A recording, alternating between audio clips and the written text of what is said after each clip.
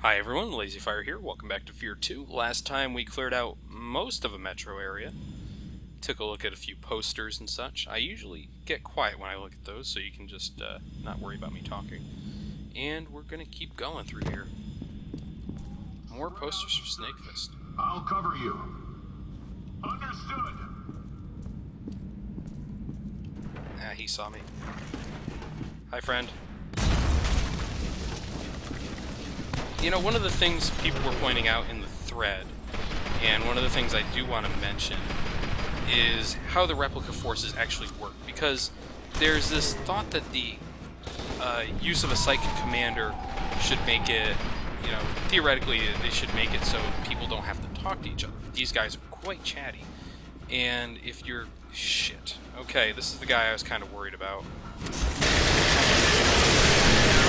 He has a laser, I have a laser. The laser goes through armor, as you can see here. But if you know he's coming, you can kind of get him. I've tried to take that guy out with a hammerhead before. It's not great. Pulse cannon works best on him. Anyways, nope, don't want a pistol. Do want proximities. Do want incendiaries. I like how they just watch this guy get cut down with the laser. By the way, the laser...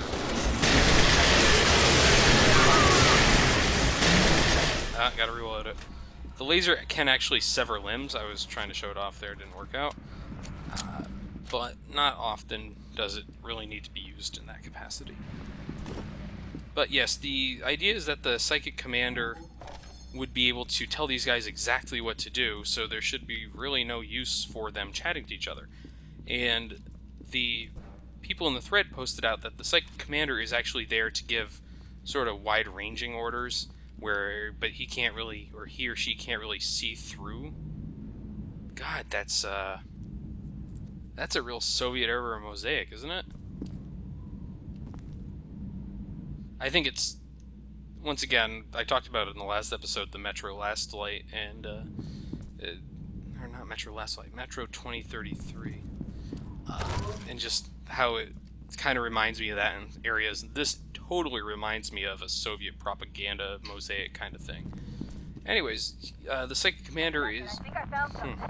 Halford's files show an Armacam cargo tunnel running from the medical facility we were at to Still Island.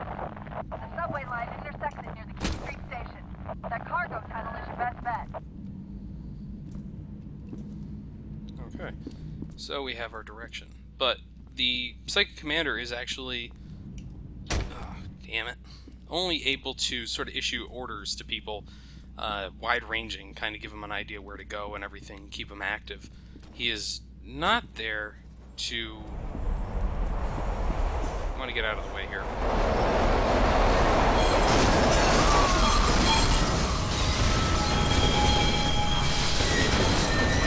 He's not able to really communicate between the people on the ground, what they should be doing, where people are, and so on.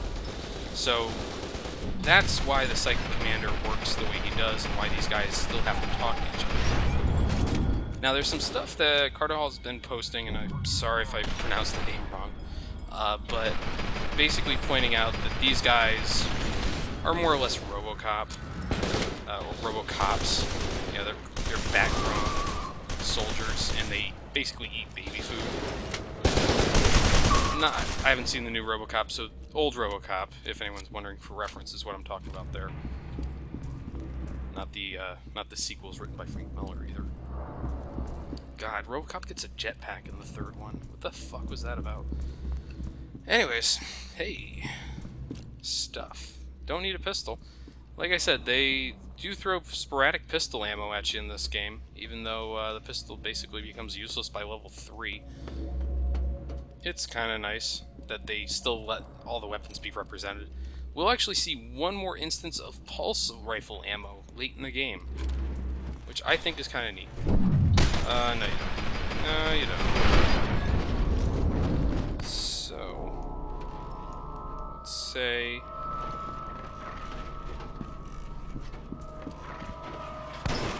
I want to ping one of these guys directly with one of these things, which is kind of why I did that.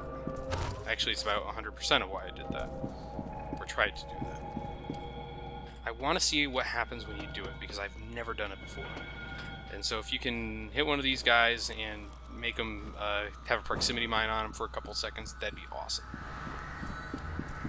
This is the point in the game where you have to start being a little bit cautious, because these guys are going to come at you with pretty top-level weapons. They're going to be taking shots to the face with regularity. It's a little scary. As a matter of fact, let's switch over to our shotgun. Whoa. That was Keegan up ahead, if prior experience means anything.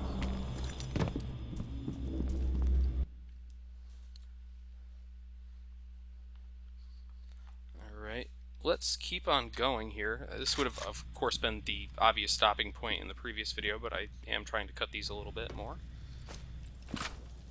And we're back out underneath this burnt sky. This is Command. We are proceeding with powered armor drops in your sector. Powered armor drop in your sector. And you just heard someone say this is Command. That's kind of a weird thing, isn't it? Teams and powered armor units on inbound. Powered armor drops commencing. Well, I just dropped the laser. Good lord, did that need to happen. God damn, do I love the sniper rifle in this game. Well, the truth of the matter is the laser is just kind of not really good. But the sniper rifle is kind of really necessary in this area. Hey, Snake Fist was playing before this. There we are. Man.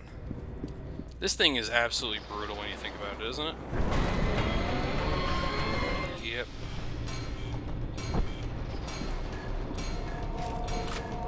That's not good. Hi. That's a weird flip he did.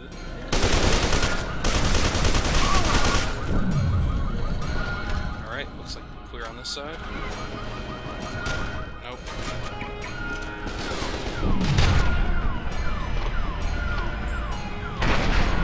Let's just clear out this street, shall we? I don't want to mess around too much if I don't have to in here. This looks pretty familiar. There's a couple... Fuck.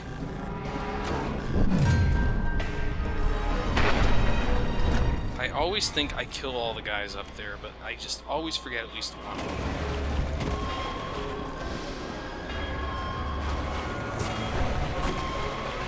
Come on. You know you want to get up. Damn it, I have to do it the right way. I really wish this game didn't have these sort of things where you have to remember which little area works and which doesn't. But honestly, probably not a bad thing.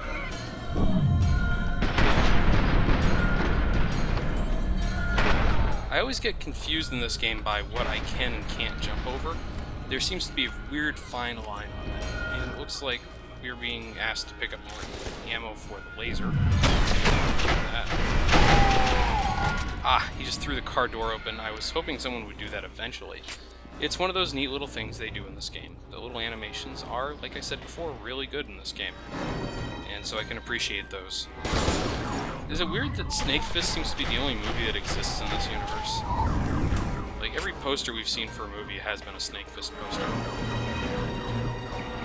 It's probably just the most popular. What is he holding his hand like that for? Hi. That's a laser gun, but I have a hammerhead.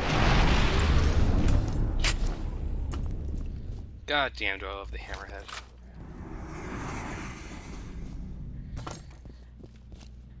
After I missed some of the stuff people really wanted to see in the school area, I have been very careful about picking up stuff again and checking out stuff. Killing Sergeant, yeah. I still love some of this stuff. That's great. Just going through, picking stuff up where I can here. But I am trying to make sure I see as much or as much as possible in terms of the detail in the levels. I think that's kind of important to show it off. And I can't believe I missed certain parts of the last one. Nothing interesting over here. You know, one of the things I always forget about this game is there is actually a sprint button.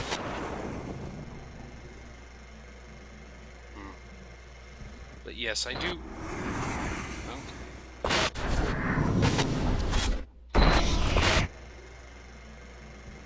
That was fun. I do forget that sprint button's there sometimes. You have a very limited sprint for what your guy, you know, being a cybernetically enhanced military commando is after...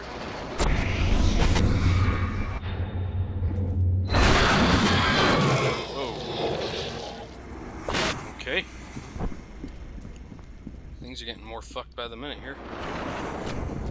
But your sprint is very short. Looks like we're gonna have to circle around quite a ways to get to Still Island. Bridge is out on the main road. The fact that you can get anywhere in here is kind of impressive, Stokes.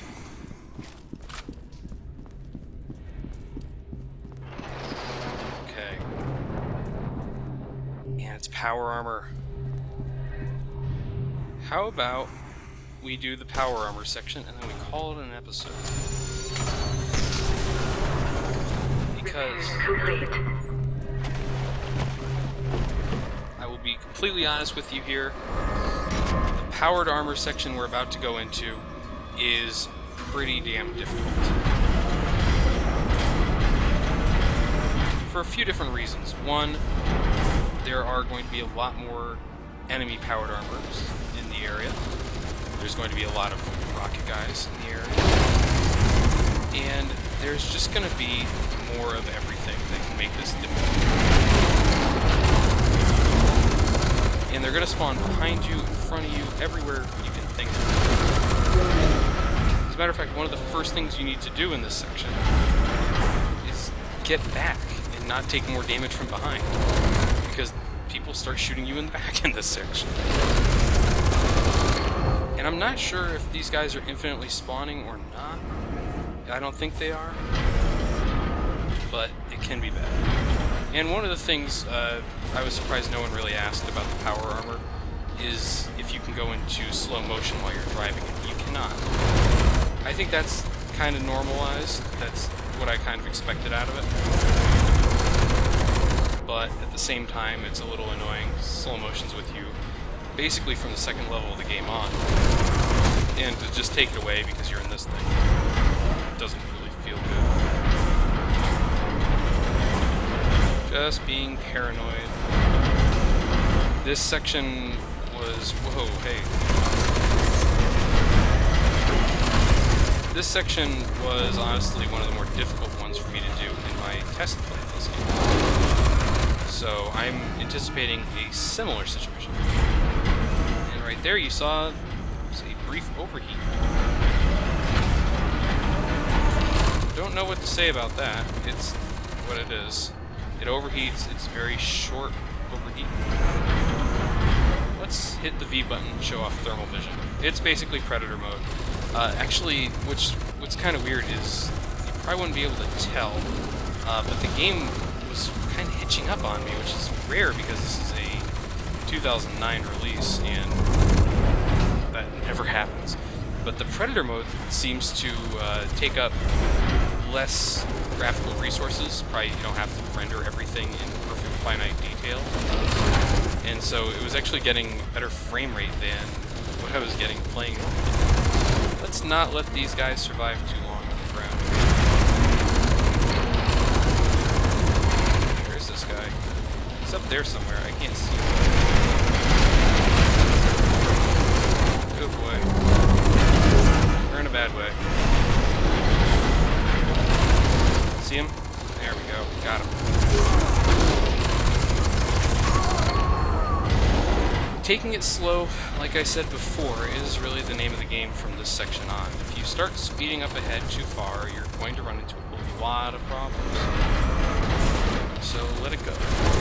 Just be slow, be plodding if you have to. It's the easiest way to actually survive some of this stuff. Be cheap if you have to, as a matter of fact. because there are sections where you can just get one arm out around a corner and start firing and kill a guy that you're still kind of not exposed.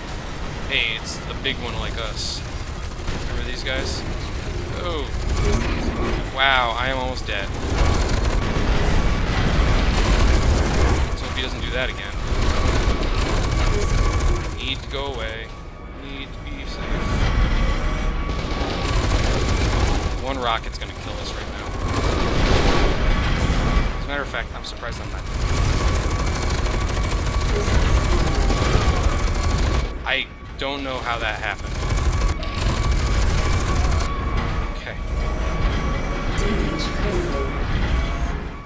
Okay. Wow. Wow.